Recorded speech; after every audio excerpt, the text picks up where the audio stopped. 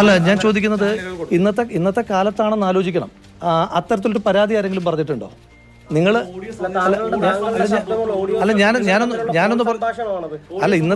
ഇന്നത്തെ കാലത്ത് ഇതൊന്നും സാധ്യമല്ലാത്ത കാലമൊന്നും അല്ലല്ലോ. ഇത്തരം കാര്യങ്ങൾ ഉണ്ടാക്കാൻ സാധ്യമല്ലാത്ത കാലമൊന്നുമല്ല. ഞാൻ ചോദിക്കുന്നത് അല്ല, ഞാനൊന്ന് പൂർത്തീകരിക്കട്ടെ. എന്തിനാണ് ഒരു ചോദ്യം പ്ലേസ് ചെയ്തിട്ട് ഇത്ര തിടുക്കം? എന്തിനാണ് കൈരളിക്ക്? ഞാൻ പറയല്ലേ, മറുപടി പറയുകയല്ലേ. ഞാൻ മറുപടി പറയാൻ അനുവദിക്കുന്നേ. അപ്പോൾ സ്വാഭാവികമായിട്ടും അത്തരത്തിൽ ആരെങ്കിലും ഒരു പരാതി പറഞ്ഞിട്ടുണ്ടോ?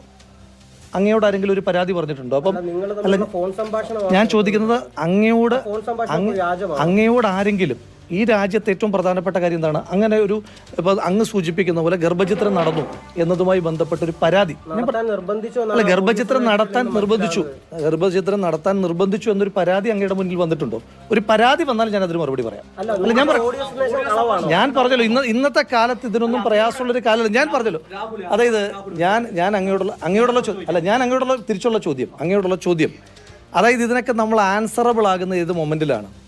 ഇന്നത്തെ കാലത്ത് ഇതിനൊക്കെ നമ്മൾ ആൻസറബിൾ ആകുന്നത് ഏതെങ്കിലും ഒരു വ്യക്തി, ഇപ്പം നിങ്ങൾ സൂചിപ്പിക്കുന്നത് പോലെ ഗർഭചിത്രം നടത്തുവാൻ പ്രേരിപ്പിച്ചു എന്ന് പറയുന്നൊരു പരാതി ഏതെങ്കിലും ഒരു വ്യക്തി പറഞ്ഞിട്ടുണ്ടോ? പറഞ്ഞിട്ടില്ല. ഇനി ഞാൻ പൂർത്തീകരിക്കട്ടെ.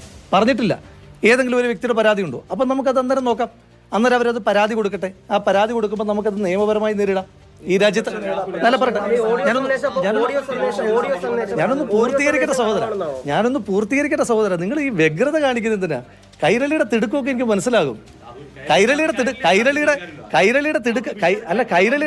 ഞാൻ പറയുന്നത് കേൾക്കാൻ സമ്മതിക്കാത്ത എന്താ?